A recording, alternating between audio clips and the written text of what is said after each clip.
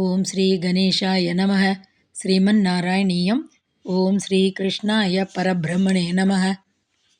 ದಶಕಂ 49, ಶ್ಲೋಕ 8. ಮಯೂರಕೇಕಾಶತ ಲೋಭನೀಯಂ ಮಯೂಖಮಾಲಾಶಬಲಂ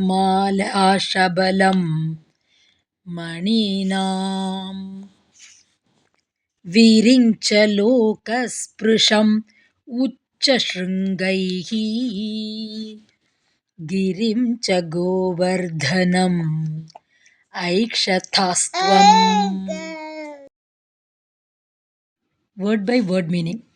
ಮಯೂರ ಕೇಕಾಶತ ಲೋಭನೀಯಂ.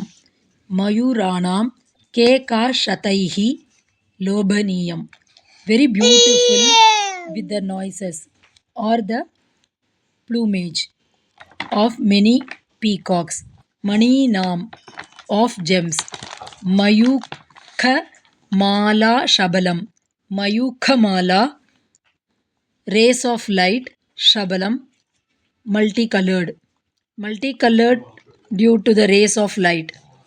Ucha shrungaihi with its tall peaks. Virincha lokasprasham touching the world of Brahma, Satyaloka. Govardhanam Girim Cha, the Govardhana mountain also. Tvam Aikshataha, thou didst see.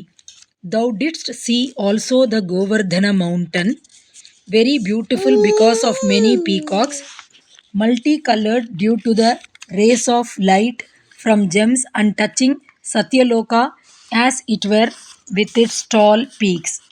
Om Tat Sat.